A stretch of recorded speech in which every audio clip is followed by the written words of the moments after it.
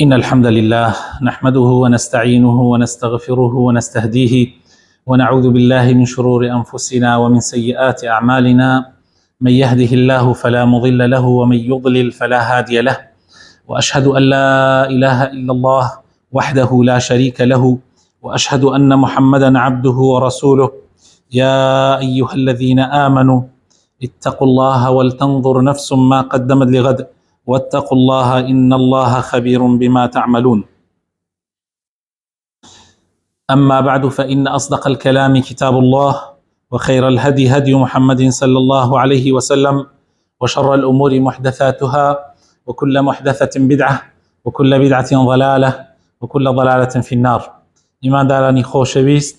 خوشک و برا بەڕێزەکانم، لەوتاری ئەمڕۆیە باسی یاسایەکی تر لە یاسا قورئانیەکانەکەین، ئەویش یاسای 34ەمە کە فەرمایشتی خوای پەروەردگارە لە قورئانی پیرۆزە لە سوورەتی ئەلبەقەرە ئایەتی 186 خوای پەروەردگار ئەفەرمێ: وإذا سألك عبادي عني فإني قريب أجيب دعوة الداعي إذا دعان فليستجيبوا لي وليؤمنوا بي لعلهم يرشدون. واتای محمد صلى الله عليه وسلم ئەگەر بەندەکانم پرسیاری منیان لێ کردی، پێیان بڵێ کەوا من زۆر نزیکم لێیانەوە، وەڵامی داوا و نزا و پاڕانەوەی هەموو کەسێک ئەدەمەوە کە لێم بپاڕێتەوە. جابا ئەوان فەرمایشتی من جێبەجێ بکەن و داوا بکەن لە من و باوەڕی تەواو و ڕاستەقینە بێنن بە من، تاوەکو منیش ڕێنماییان بکەم و ڕێگای بەختەوەری و سەرفرازیان پیشان بدەم. خۆشەویستانم مسلمانە بەڕێزەکان، لە قورئانی پیرۆزە لە هەموو قورئانە لە 14 شوێنە خوای تەعالی وەڵامی پرسیارە داتەوە. لە 14 شوێنە ئەفەرمێ وەیەسئەلوونەکە، هەر حەوتی لە سوورەتی ئەلبەقەرەیە یەسئەلوونەکە. لەم 14 شوێنە خوای پەروەردگار هەموو جارێک کە ئەفەرمێ یەسئەلوونەکە ئەفەرمێ لە وەڵامی ئەفەرمێ قل، واتە ئەی محەممەد پێیان بڵێ، یعنی لە وەڵامە پێیان بڵێ، قل فعلی ئەمرە واتە پێیان بڵێ. تەنها لە سوورەتی طاهایە نەبێ کە خوای تەعالی ئەفەرمێ فەقول، یعنی فائێک شەخا لەگەڵیە. بەڵام لەم شوێنە خوای تەعالی لەسەر شێوەی جملەی شەرطی خوای تەعالی ئەفەرمێ وإذا سألك عبادي عني، ئەفەرمێ فإني قريب، نافەرمێ فەقول، یەکسەر ئەفەرمێ من نزیکم لێیانەوە. وەکەئەنەهو خوای پەروەردگار ئەومان بۆ بەیان بکە کاتێ عەبدەکانم پرسیاری منت لێەکەن، یعنی خوا بە زۆری زانیەوە بفەرمێ فەقول، یعنی واتای محەممەد پێیان بڵێ، بەڵکو یەکسەر ئەفەرمێ من نزیکم لێیانەوە، یعنی بڵێی تیان ناخا، قولی تیان ناخا. لە جوابی شەرتەکە خوای تەعالی قولی تیان ناخا. ئەمە بۆ ئەوەیە کە بزانین کە خوا زۆر زۆر نزیکە لە ئێمەوە، پێویستی بە هیچ واستەیەک نییە لە بینی ئێمە و خوای پەروەردگارە، یعنی بینی ئێمە و خوا پێویستی بە واستەکاری نییە، بەڵکو یەکسەر تۆ داوا لە خوای پەروەردگار بکە، وەسائیلی شروطی وەڵامدانەوەی دوعا بەجێ بێنە و دوعاکانت بکە و پشت بە خوای پەروەردگار بۆ سە خوای تەعالی وەڵامت ئەداتەوە. پاشان خوای تەعالی کە ئەفەرمێ وإذا سألك عبادي، ئەفەرمێ ئەگەر بەندەکانم، سبحان الله، زۆر بە سۆز و بە لوتف و بە مەرحەمەتەوە ئەفەرمێ بەندەکانم، یعنی بۆ ئەوەی تەشجیعی من و تۆ و هەموو بەندەکانی بکە کە سەرزەوی هەمووی بەندەی ئەوە، تەشجیعمان بکە کەوا داوا لە خوا بکەین، بێئومێد نەبین لەوەی کە خوای تەعالی وەڵاممان بداتەوە. ئێمە هەمووی بەندەی خواین، خوای تەعالیش خالق و پەروەردگارمانە، نابێ بێئومێد ببین. کەسانی بێئیمان بەڕاستی بێئومێد ئەبن لە ڕەحمەتی خوای پەروەردگار. قل يا عبادي الذين أسرفوا على أنفسهم لا تقنطوا من رحمة الله. بێئومێد مەبن للرحمة خوي پروردگار أي بندكانم خوي تعالى ببندنا ومن أبا تاوكو تشجيعي منو تو همو مسلمانان ككوا خوي قورة بپرسين و بأميد نبين للرحمة خوي پروردگار چن يتاوان باربين أم جاء فرمي خوي تعالى فإني قريب واتم من نزيكم قريب طبعا يكي لنا وجوانا كان خوي پروردگار من أسماء الله الحسنى لا خوي تعالى أي بسيطة لقرآن بسيطة سميعة لشوينك لسورة سبأ وبسيطة مجيبي شو لسورة هودا إنه سميع قريب إن ربي قريب مجيب يعني خوي تعالى بسرى زور نزيك لما نوى حموشتا كان من أبي سي حمود داوى كان من أبي سي خوي تعالى والله دروية مجيبة نابي بأميد ببين ونزيكي خوي پروردگاري جدو جورا نزيكيك بو عام كخوي تعالى نزيك لهمو مخلوقات كانوا لسورة قاف خوي تعالى فرمي ولقد خلقنا الإنسان ونعلم ما توسوس به نفسه ونحن أقرب إليه من حبل الوريد آيات شانزة سورة قاف خوي تعالى أفرمي إنسان من دروس كردوه وأزانين وسوسينا وضلي شيء وإيمن الرقي بنارجوي ليه ونزكترين طبعا مبوها مو مخلوقات وهروها خوي تعالى فرمي ما يكون من نجوى ثلاثة إلا هو رابعهم سيكس شبكن خوات شوارم يعني ولا خمسة إلا هو سادسهم ينشكس شبكن خوات ششم يعني ولا أدنى من ذلك لوش كمتر ولا أكثر لوش زورتر أقدم تقيو شبكن بيكو خوي تعالى إلا هو معهم إلا خوي پروردگار لقل يعني أينما كانوا لهار شوينيك هن نسر أم زيوية لحر شوينيك لأشكوتيك لقصريك لكوشكيك لناو تياريك لناو سياريك لهر شوينيك أمسر زيوية خوي تعالى أقداره بو يخوش يسكانم أما نزيكيكي عام وقشتي هروها نزيكيكي تايبتش من هي خوش يسكانم كجوري دوما كبيوتين نزيكي محبت خۆشەویستی نزیکی سەرخستن نزیکی پشتیوانی لێکردن نزیکی وەڵامدانەوە نزیکی وەرگرتنی دوعاکانمان ئەمە بۆ ئەولیاکانی خوایە بۆ ئەوانەیە کە ئەولیای خوان بۆ ئەوانەی کە پێغەمبەران شەهیدان ڕاستگۆیان ساڵحین و پیاوچاکان ئەمە تایبەتە بۆ ئەوان خوای تەعالا وەڵامیان دەداتەوە ئەمە کی هەستی پێەکە زۆرتر ئەوانەی هەستی پێکەن کە لە نخواوە نزیکم پێغەمبەر یونس عەلەیهی السەلام لە ناو سکی حوتەکەیە لە بنی بەحرە لەو کاتانەیە خوای پەروەردگار یەکەوێتە بیر و ئەفەرمێ لە کاتێکە کە ئیتر هیچ ئومێدی بە هیچ تر نەماوە ئیلا بە زاتی ئەڵڵا نەبێ ئەڵێ ئەلا ئیلاهە ئیلا ئەنتە سوبحانەکە ئینی كنت من الظالمین داوا ئەکات هاوارەکە بەخوای پەروەردگار کە خوایە تۆ تاک و تەنیایی هیچ کەسێ شایستەی پەرستن نییە ئیلا تۆ نەبێ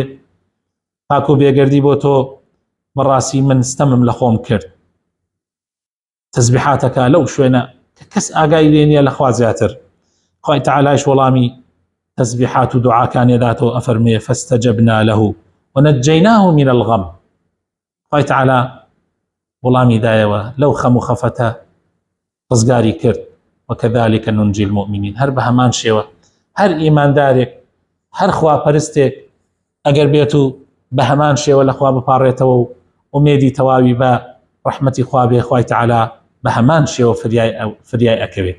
بە هەمان شێوە ڕزگاری ئەکات وكذلك ننجي المؤمنين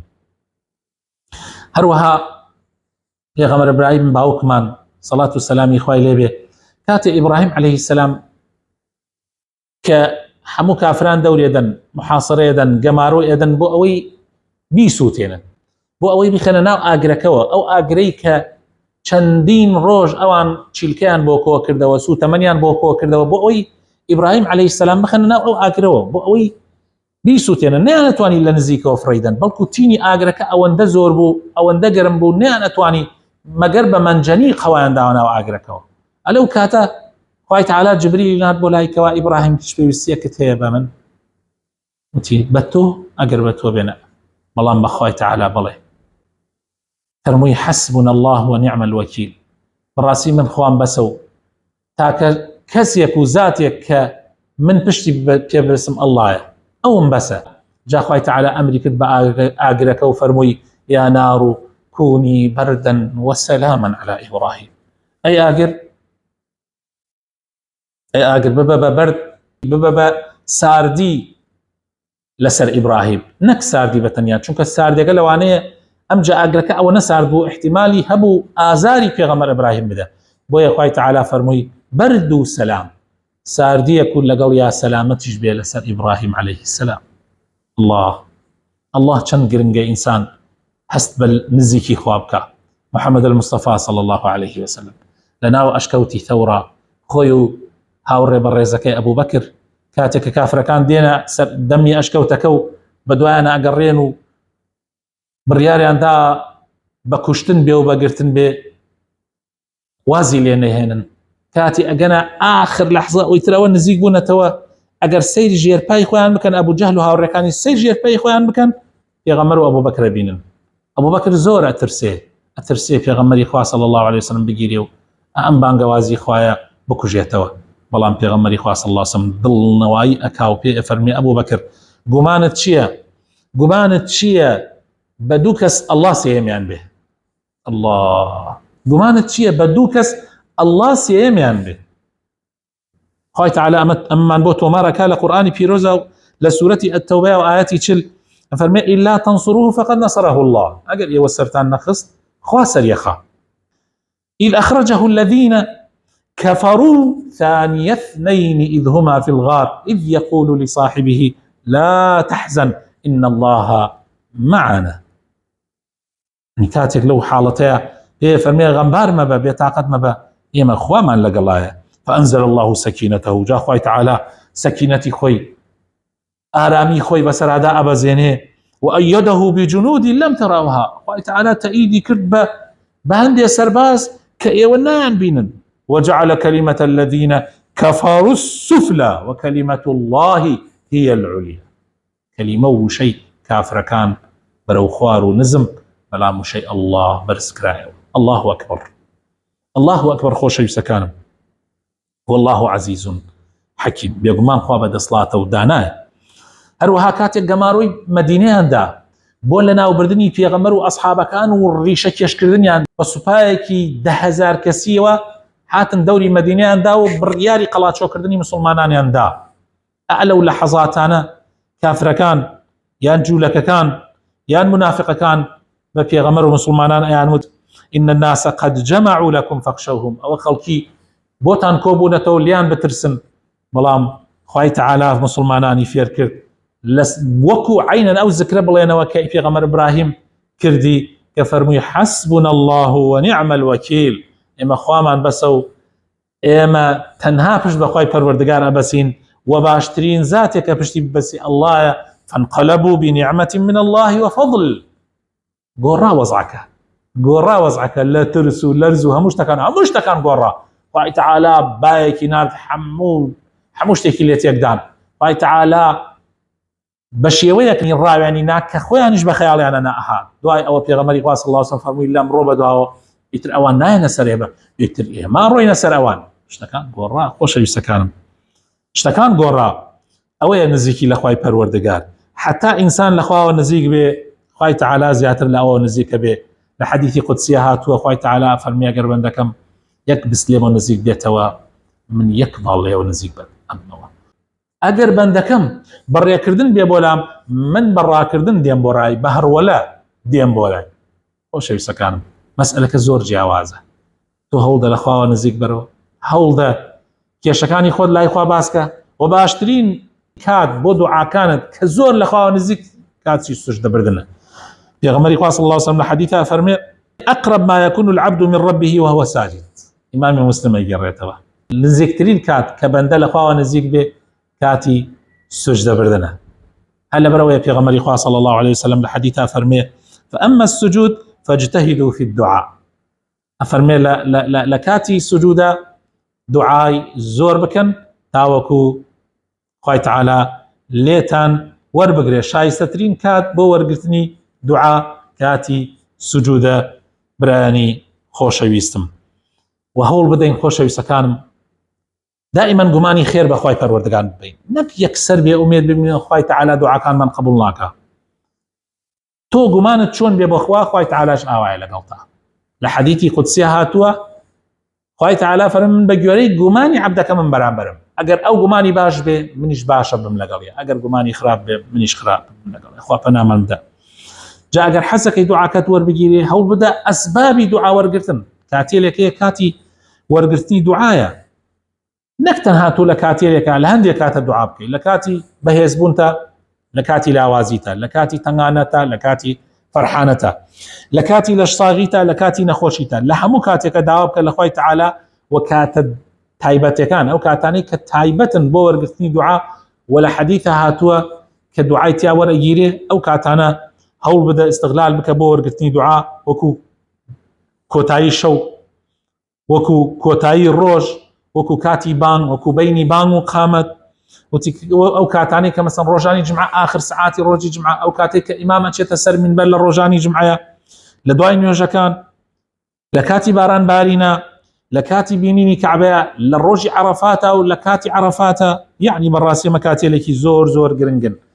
و لە کۆتاییشە ئەوەمان بیر نەچێ کە